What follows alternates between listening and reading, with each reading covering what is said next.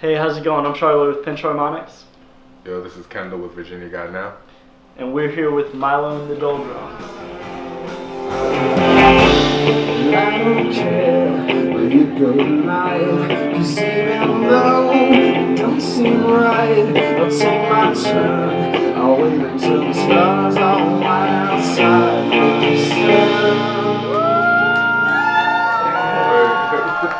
So, can we just get a quick introduction from each of you? Yeah, man. I'll start off. I'm Danny. Play the drums. Yeah. I'm Rob, and I sing and play guitar. I'm Richard, and I play guitar. And Reese will be playing bass. When he gets here. He's very like, Cool. So, why don't y'all just tell us a little bit about the night? Like, what's happening tonight? We're releasing an album. That's cool. Always. that guy right there. Yeah, that's happening. Fire cover art, by the way. Oh, shit. Cool. Yeah, we're doing that, and I guess we're playing with the Dusk Whales, which, at least for us, because I work here, he works here, all the Dusk Whales work here, and so, like, we've just Organic. become, yeah, we've just become, Very like, nepotist kind of bass system. yeah, but nonetheless, like, we've become just, like, band brothers, and so, And then Kid Brothers playing as well. oh yeah, Yeah, then Kid Brothers, the opening band, they're from Leesburg, and they're super incredible. yeah, awesome. And the Dusk Whales are also releasing a CD tonight, so it's kind of like a dual CD release show. So let me hear a little bit about this album. It's called Richard's Glasses, correct? Yeah, Richard has these Ray-Bans that he wears every day, no matter what the weather is.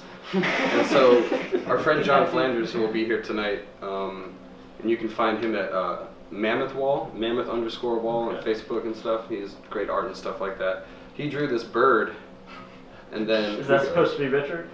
I guess it is Richard now because we put Richard's glasses on the bird. So John just drew an extra drawing on top of his bird, the glasses. And so we called the album Richard's Glasses. It doesn't mean anything. There's no deep like. The songs are It's a kind silly of name. songs are kind of serious, and you don't want to like something really stupid and sad sounding on the front. Yeah, makes sense. You want it to be happy. Speaking of songs, what's you guys' favorite song on the album? My favorite would be probably Honest Abe. It's just got like some catchy lyrics, some nice grooves. I guess the first one, Selfless and Undied, that's starting to be my favorite to listen to. Mostly because when you listen to your own songs, you kind of are like, oh god, I hate it. And that's the one that doesn't do that, so I'm like, Yeah, same. Yeah, for me it's Selfless and Undied.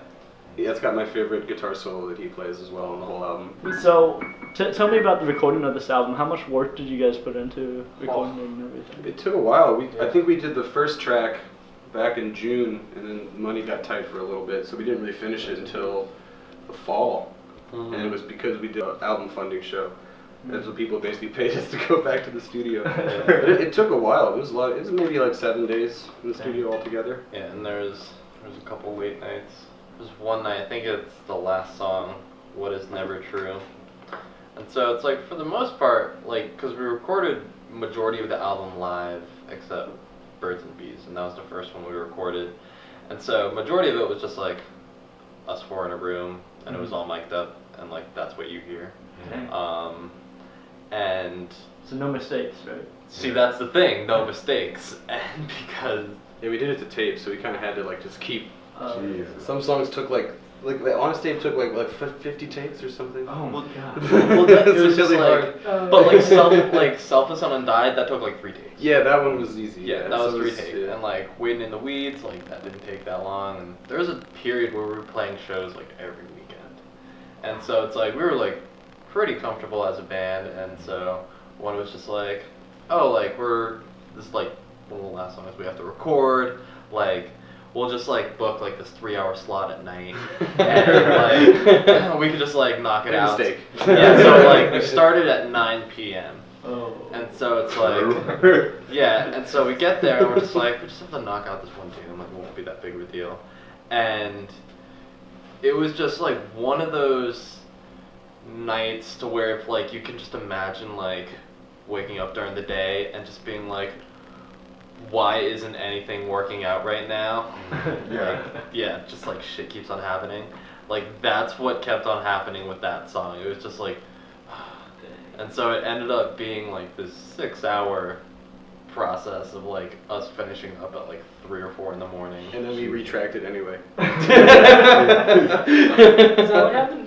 Yeah. Like, all of that is like such a blur to me, man. Like I remember we had beers. I remember like there's like a lot of Yeah, there was one night where we had to just like, you guys were like, Rob, I don't think you're gonna get this vocal tonight. You're kind of drunk.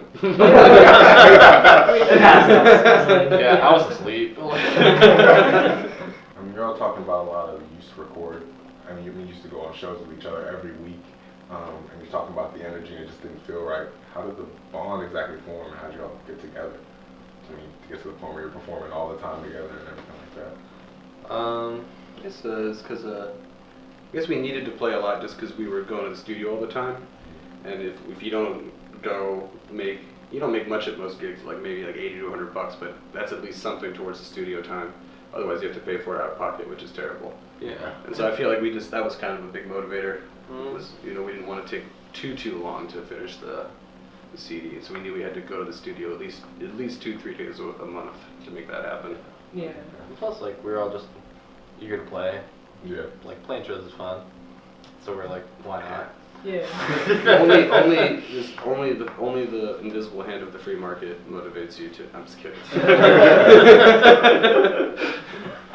Yeah, like I feel like for a while we all had jobs that afternoon jobs, so we could play a lot, like not That's like weekend true. jobs, so or morning jobs, so we were like practicing like 2 times a week in the weekdays, and then like doing gigs on the weekends.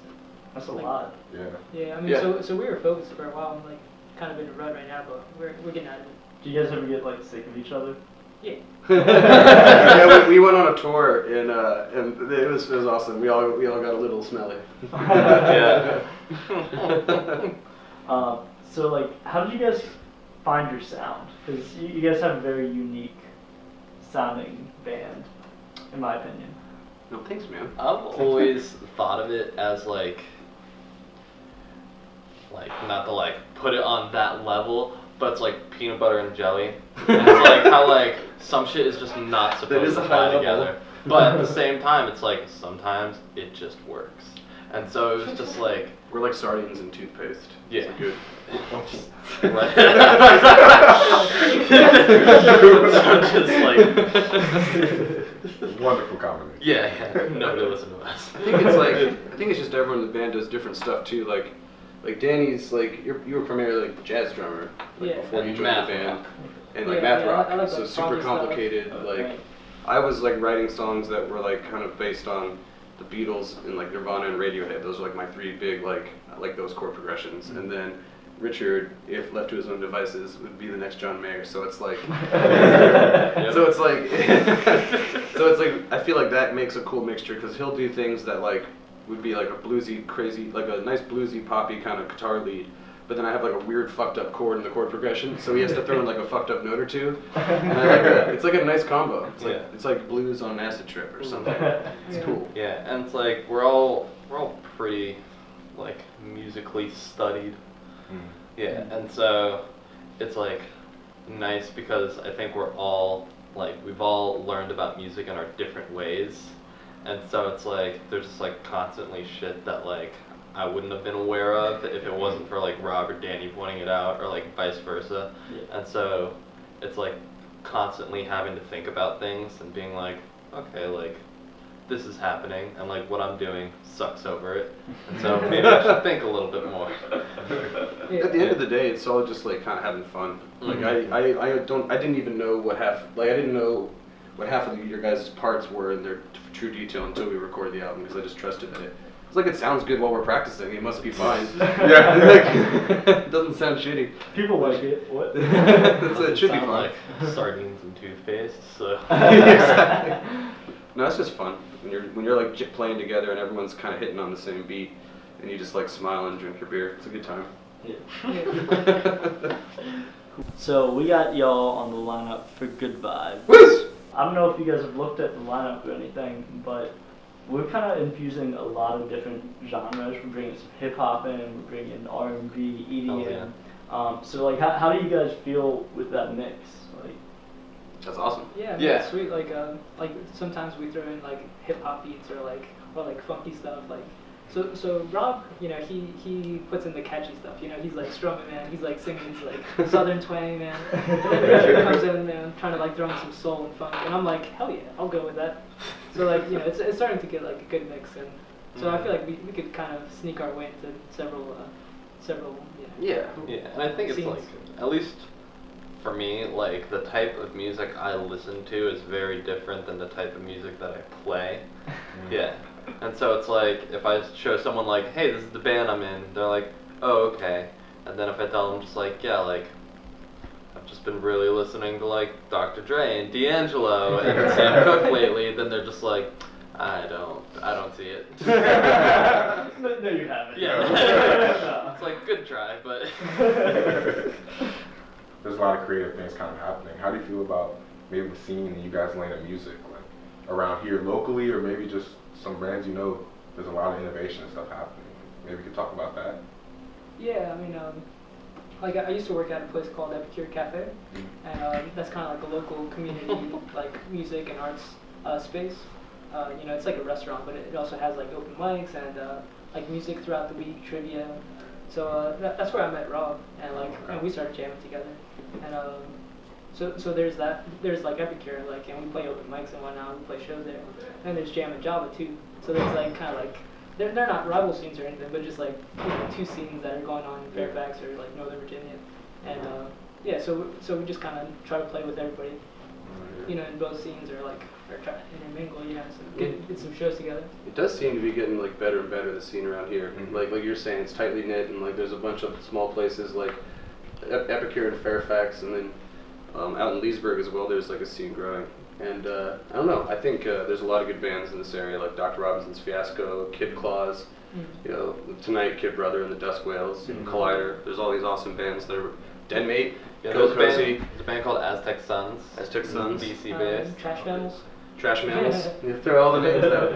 No, but there's so many good bands. Yum. There's so many good bands, and I think especially like, you know, that car seat headrest dude was like from that Leesburg scene. Yeah. You know what I mean? So it's like there's good bands coming out of this area even if they don't stay here. So I think this scene is gonna start to do some cool things in the next like decade for sure.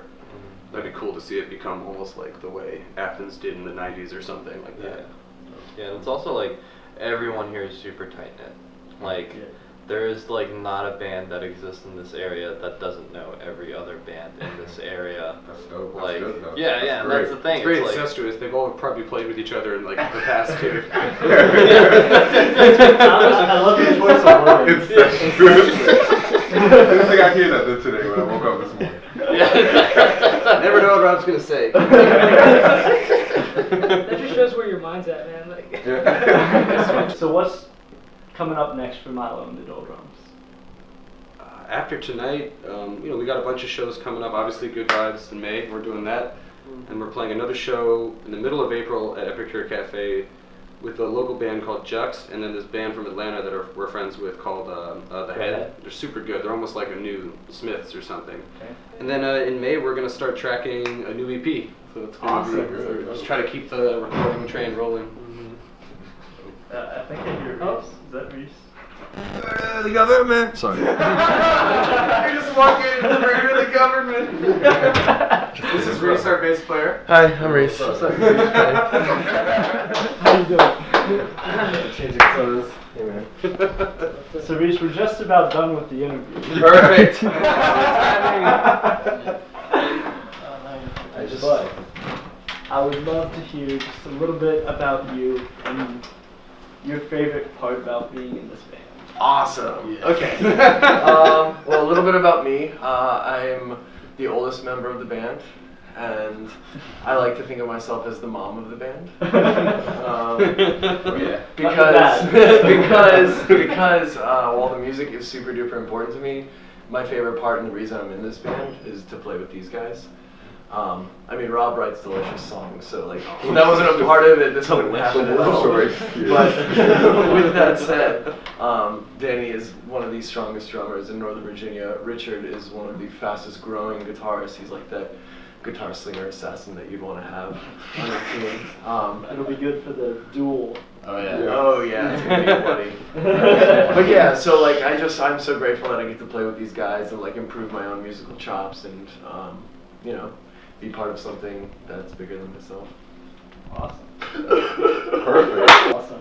Well, thank you guys so much for doing this interview with us. Yeah, thank you. Thanks, guys. And we're excited to hear the show. Woo! Man, Hells we're yeah. excited that you're here. You guys want CDs?